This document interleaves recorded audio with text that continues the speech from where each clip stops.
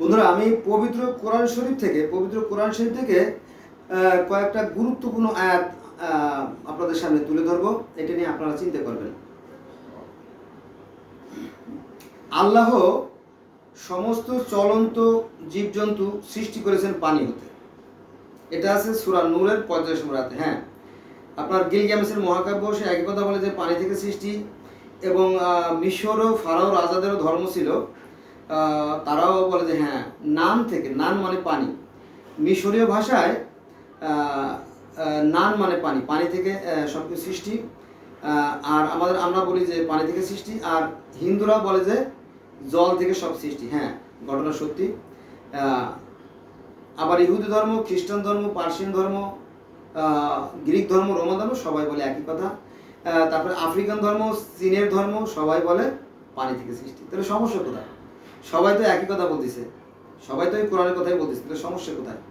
এই কথাগুলো কেন আমাদের ধর্মগুলোরা বলে না জানি না।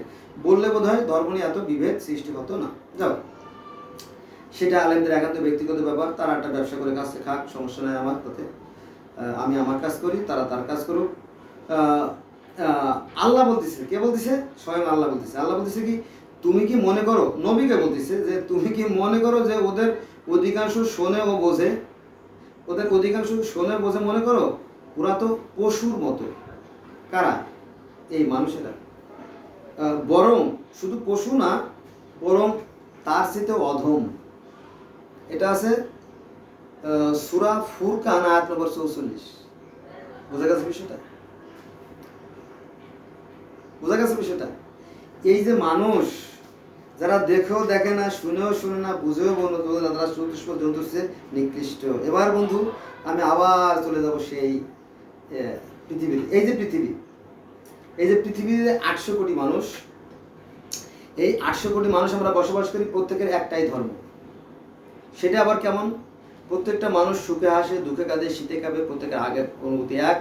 এবং পৃথিবীর প্রত্যেকটা মানুষ চোখ দিয়ে দেখে, নাক দিয়ে ঘ্রাণ নেয়, মুখ দিয়ে কথা বলে, দাঁত দিয়ে চিবাই খায়, মাথা দিয়ে চিত্তে করে, হাত দিয়ে ধরে, পা দিয়ে কি চলে, ঠিক কিনা? এবং হ্যাঁ, কিন্তু পার্থক্য কোথায় জানেন? পার্থক্য হচ্ছে যে সৃষ্টিকর্তা এই কোরআনে বলছে যে তোমার আমার সৃষ্টি সবের গভীরভাবে চিন্তা করো। চিন্তা করলে হয়তো আমরা কিছু একটা আবিষ্কার করতে পারতাম, কিন্তু আলেমেরা বলে যে না, কোনো দরকার নেই। নামাজ পড়বা, হুতায় থাকবা, নামাজ পড়বা, হুতায় থাকবা, বাকি দায়িত্ব আমার।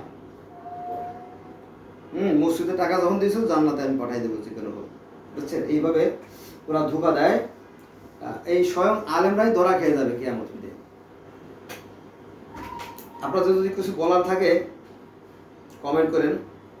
আশা কি উত্তর দেওয়ার যোগ্যতা আমার আছে। এবার আমরা চলে যাচ্ছি আসল জায়গায়। চলেন, আল্লাহ পাক বলতেছে যে কর্মের জন্য দিয়েছেন দিন, কাজের জন্য আল্লাহ পাক কি দিন সৃষ্টি করেছে।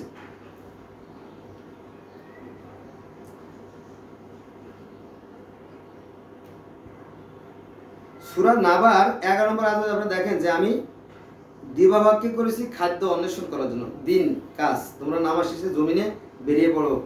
কিন্তু আমাদের এই বাংলাদেশে যে 1,20,000 মাদ্রাসা আছে, 1,20,000 মাদ্রাসায় কয় লক্ষ শিক্ষক আছে? কোনো মাদ্রাসায় 4 জন, 6 জন, 8 জন, 10 জন, 20 জন। আবার যশোরের বাঁকড়া একটা মাদ্রাসা আছে, এটা জিগরগাছা থানার ভিতরে, কপোতাক্ষ নদীর পাড়ে। আমি সেখানে কারিয়ানা কোর্স করছি। তো আমি 90 সালে সেখানে দেখছি প্রায় 100-100 মতো শুধু শিক্ষক আর 1600 মতো ছাত্র। আজ বহুদিন হয়ে গেছে, প্রায় 30 বছর হয়ে গেছে। নিশ্চয়ই সেখানে 500 শিক্ষক আর 15,000 ছাত্র হয়ে গেছে। চিন্তা করেন তো, এর যদি হয় তাহলে এরা কিন্তু কাজ করে না। এদের কাজ হচ্ছে কি? ব্যবসা, মানে ধর্ম ব্যবসা এদের। ঠিক আছে, ধর্ম ব্যবসা খারাপ না। এরা যদি কাজ করতো তাহলে আমাদের দেশ আরো উন্নত হতো। কিন্তু কোরআনে বলছে কি কাজের কথা। আমাদের নবীও কিন্তু কাজ করতেন, জানেন তো, তাই না? ব্যবসা বাণিজ্য করতেন, গরু ছাগল পালতেন, তাই না, ইত্যাদি।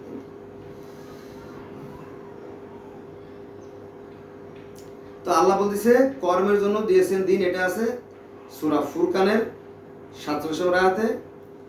আর সূরা নাবার 11 নম্বর আয়াতে আল্লাহ বলে যে আমি দিয়ে বাবাকে করেছি খাদ্য অন্বেষণ করার জন্য। যদি সবাই কাজ করতো তাহলে আমাদের দেশটা আরো উন্নত হতো, আরো সুন্দর হতো, বুঝছেন? তো একটু সাবধান থাকবেন এদের থেকে। তারপরে আছে এবং তিনি মানুষকে পানি থেকে সৃষ্টি করেছেন, যেটা এর আগে বলছি যে এটা আছে ফুরকানের 54 অর্থাৎ 54 নম্বর আয়াতে আছে।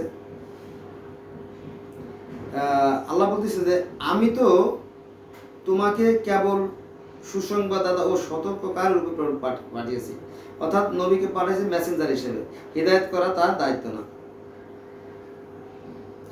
আরেকটা ইম্পর্টেন্ট কথা চলে আসছে, কিয়ামতের দিন দোজখ প্রকাশিত হবে অবাধ্যদের জন্য। এটা আছে সূরা শুআরা আয়াত নম্বর 91। বন্ধুরা, কিয়ামতটা হবে আপনার শাম দেশ, মানে কি সিরিয়া লেবানন এই সমস্ত জায়গায়, এখানে বোধহয় কিয়ামতটা সংঘটিত হবে। এবং মদিনার ওখান থেকে এক জায়গাতে আগুন বের হয়ে আসবে, সেগুলো আপনারা জেনে নিন কষ্ট করে। তো সব সেখানেই হবে।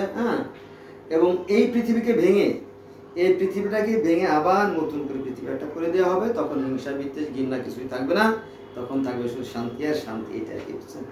মানে জান্নাতটা আসমানে ছিল বা কোথায় ছিল এই ধরনের কোনো দলিল আমরা এখনো পাইনি। আর যদি কেউ পেয়ে থাকেন তাহলে আমাকে জানান যে কোরআনের এই আয়াতে আছে অমুক জায়গায় কোরআনের জান্নাতের সন্ধান পেয়ে গেছে বা অমুক জায়গায় দোজখের সন্ধান পাওয়া গেছে। এটা আল্লাহ বলতেছে যে কিয়ামতের দিন দোজখকে প্রকাশিত করা হবে। এটা কোথায় আছে জানেন? এটা আছে আপনার সূরা শুআরা আয়াত নম্বর 91। গুগলে গিয়ে সার্চ দেবেন, চলে আসবে। আমি যদি মিথ্যে বলি তাহলে ধরা পড়ে যাবো।